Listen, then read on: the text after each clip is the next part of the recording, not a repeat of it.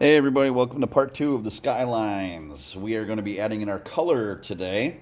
So as you can see next to mine, I've got my colored pencils ready. If you wanted to use marker, you can, but it can get a bit messy. And so can crayons as well. They leave little bits of crayon as you're coloring this. So I'm choosing to use colored pencil for mine, but you can choose any one of the other ones if you want. You can mix and match if you feel. I just like colored pencils because I can sharpen them, get them to nice fine points, and do exactly what I need to do. All right, so that's what I wanted to work on for today, is got my colored pencils, I've got my drawings, and that's pretty much all that you need for this part. Again, if you want to go over yours with Sharpie, I would approve of doing that so I don't smudge my pencil ends all over the place. All right, so now that we got the two drawings ready, what are we going to be doing with them? Well, the buildings themselves are going to be solidly colored, or if you want to add value to them, like the light to dark, you can. And the sky, we're going to take a little bit of that Vincent van Gogh landscape look and apply it to the sky in both of our pictures. The swirly, like little tally marks that make it look like if we can see the air moving, that's what it would look like. All right? But we have two drawings because we have two different ways that we're going to be doing this. So I'm going to set this right here. So here's what we have. Two drawings. Drawing one. We're going to take our hot colors, our reds, our oranges, our yellows and pinks, and we're going to be coloring in the buildings. Cold colors in the sky, your blues, your greens, your purples, will be going in the sky. That's for drawing one. Drawing two, flip. Cold colors now in the buildings, and hot colors in the sky. I know that seems like some of you are not going to be able to follow that, because I remember with the hands project with the different designs and things like that, some of you put red, orange in the hand, but also put green and blue. I specifically said keep hot and cold colors separate and use them in the proper places. So I'm giving you another chance to get this one correct. Okay? So now that we've got this, I know what I'm going to be doing for my first one, so I'm going to move my picture out of the way. I'm going to put this one here. Actually, I'm going to use this one for the demonstration because it's got a little bit more gap in between the buildings. So I'm going to keep those off to the side. So I am going to do this one with the hot colors in the buildings and the cold colors in the sky. I am not going to do the other one to show you. I have one of each finished, but I'm just going to work on one to get you going with this. So hot colors in the buildings. As you can see, I separated my colors right away. I don't want to waste time digging in the bucket or my bin if I need to. I separate all my colors so I know exactly where I need to go and what I have to use. So I don't have to waste any time looking for things. So I'm going to start with the buildings. All right, so I got my hot colors ready. Now what I want to do is I want to begin coloring where the side of my building here is one color and the windows on that same side are a different color. Then for the other side of that same building, I'm going to choose a different color I haven't used. And even yet for this window, an even different color. I want to make sure I'm using my colors in a way that I don't have to repeat where it's very close. Meaning, I don't want to use red on the side of this building and then have to use red on this building as well, because it's going to look like they're blended. If I want to use red on this side of this building, I want to make sure that nothing else is touching it, and I want to use red somewhere else, like this. Let's say I take this red-orange right here, and I want to color in the side of the building. Okay, I'm just going to color this one in very solid. One value. Not too dark, not too light. Just do that. There we go. That's pretty simple. Put this one back there, and I want to make sure I use red-orange, and I'm going to use dark yellow or golden yellow for the windows. Brilliant. Didn't take too long to do that. Now I'm going to take my magenta and color in this side of the building. Now coloring is going to take a little bit more time than anything else. Now please take your time coloring. There was a handful of friends on the animals where I went through and talked to you guys about the patterns you should be doing and the colors, and that you really want to take your time and have it vibrant and colorful with many patterns. And the video itself was like 15 minutes long. It took me about 40 minutes to do all of the patterns on my animals. That's almost an hour. My video came out at like 8 o'clock in the morning, and by 8:10, 10 minutes later, you already posted a picture of your finished project. That means two things happen. One, you didn't watch the video because there's no way you finished it in that time. And two, you did not follow my directions. It's very obvious and very clear. If you continue to do that, I'm going to keep sending your work back. You are not doing what I am asking you to do in the art projects. If you were to do that in my classroom, I would send it back as well and tell you to redo it. Take your time and make sure that you're following the instructions that I'm giving you. It would have to be done like that in the art classroom as well. So I'm doing this for your help. If you're not going to follow that help, I will continue to send it back. And if I continue to get it back without changes, I will end up just approving it, but I will not give you credit for it. So please make sure you are watching the videos and following and taking your time. Finish this building in magenta. Color in the window with orange. There, I have 4 different colors going on. Now let's say I wanted to use orange again, but in this building. I have orange that's right here, so I probably don't want to color in this side of the building or these windows right there because it's very close. But let's say I wanted to color in this side of the building with orange. This would be okay. That's very small. This is very big and a little bit further away from it. So that's what I'm going to do. I'm going to color this orange.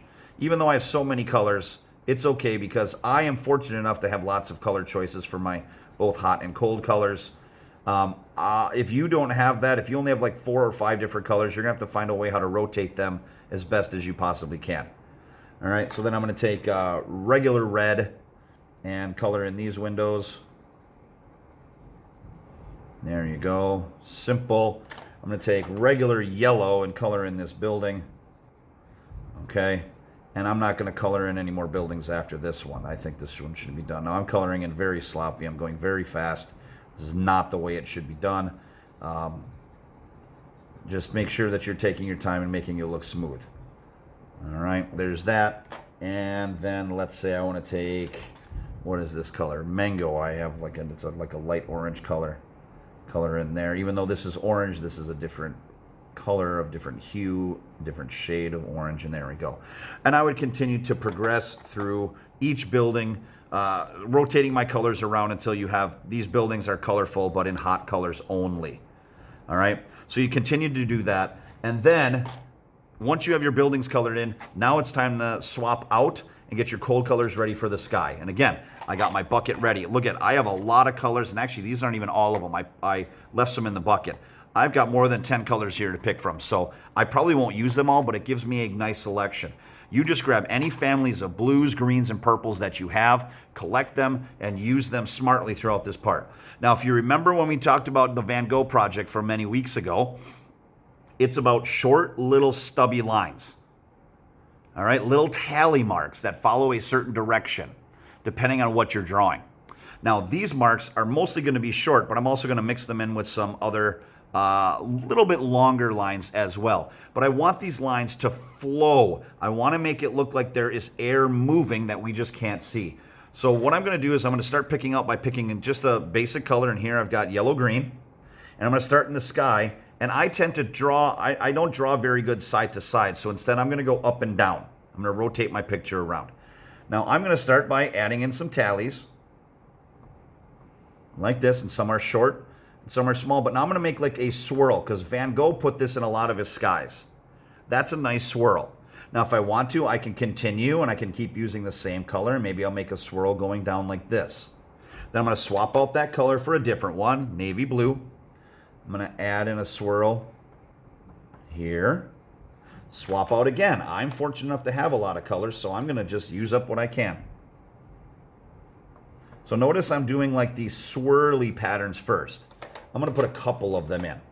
1, 2, 3, 4. I'll add in a shorter one right here. I'm actually going to take these lines and kind of put them in between as well. Now notice I made one a little bit wider or a little bit longer. That's fine. Now what I want to do is I want to go in and with as much color as I can, continue to add in these flowing wavy lines in the sky and in between the buildings as well. So I'm going to try to work quickly in this. All right. Pine green. Now, pine green, I'm not going to give a swirl, but I'm just going to move these lines around. I'm going to put them in random spots. Now, you notice I have big gaps of things, because what do you think I'm going to do in those? I am going to add more color in there. Now, some of my lines are longer, but I make sure to put some other shorter lines in there too. Now, my pine green is starting to fill up already.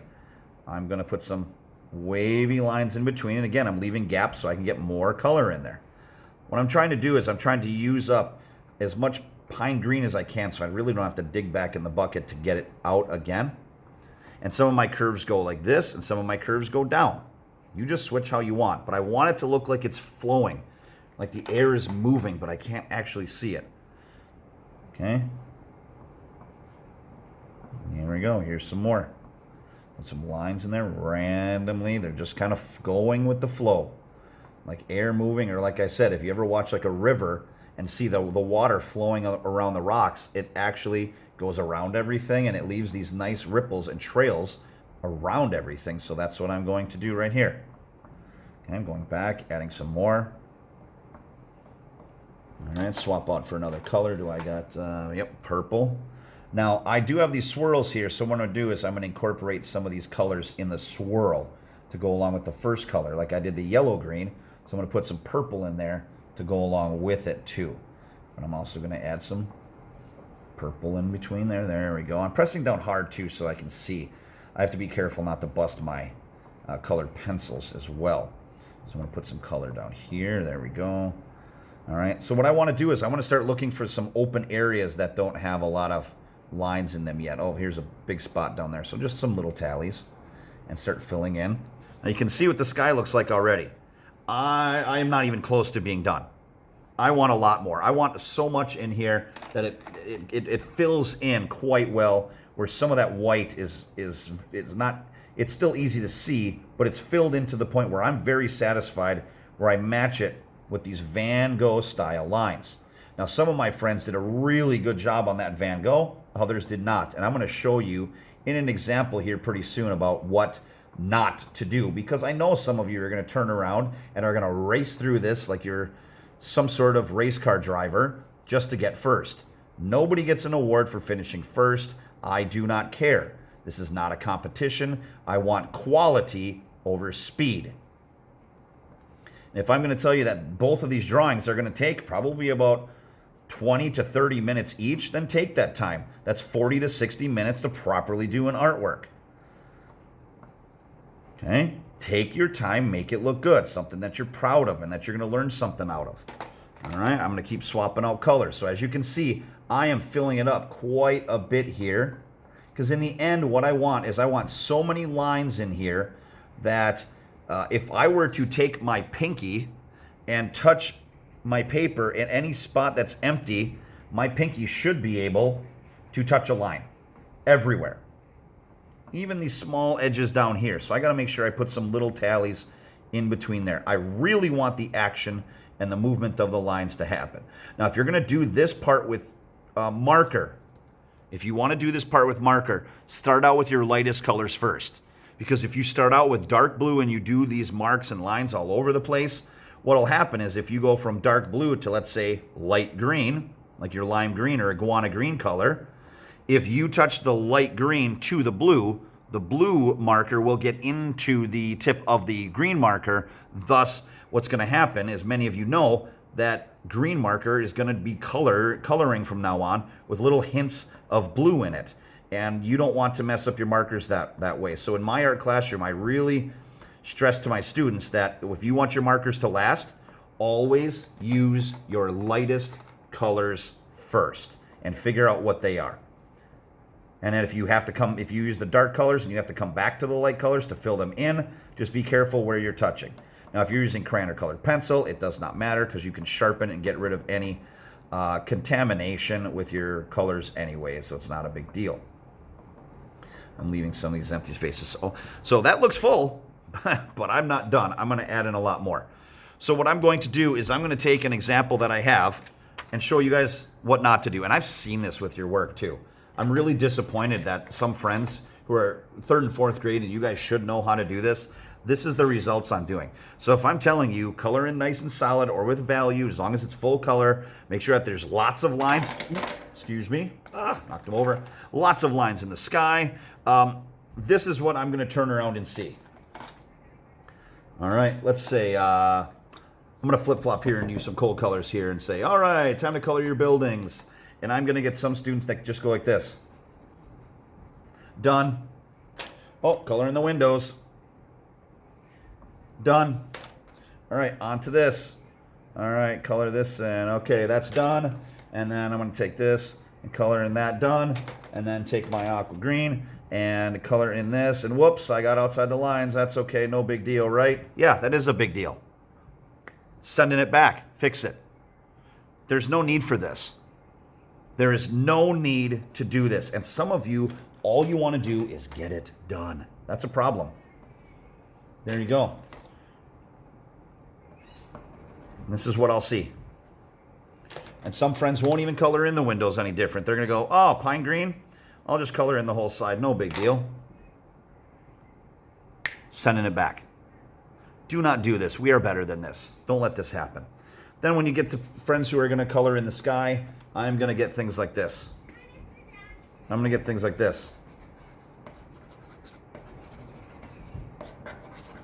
I'm not even going to see tallies. And if I do, you're going to make one really long one across the paper. I'm not going to see different ones. And then all of a sudden I'm going to see, instead of flowing lines going across like this, I will see ones that go like this. 2. Okay, all right, then there's my, here's my, I'll draw a swirl. Here's my swirl then. Okay, all right, done. All right, and then I'm going to go like this, and here's some more lines. Okay, and then I'll take my yellow, and I'll put some more in there, and whoops, I drew through the building. Oh, well. All right, done. Let's send it to Mr. Johnson. Okay, good. I have seen work come back like this from a few of my students.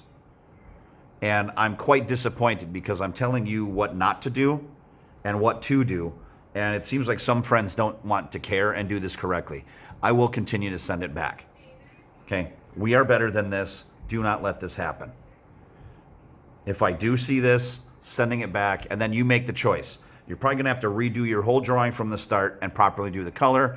Or if you're not going to do it at all, that's your choice. I don't need to grade it then. All right, so here are my ones that are finished. I'm really, really, really proud of both of these. And they did take me a bit of time to get done just as I wanted to. Okay? Cold color buildings, hot color sky. Hot color buildings, cold color sky. I have the swirly lines going on. I was really happy with how these turned out. So now when you get both of these done, take a picture of both, kind of just like this on top of each other, and send it on Seesaw. And if you would like to, you can put a little note in the comments or underneath and put a comment in there saying, which one did you like better out of the two?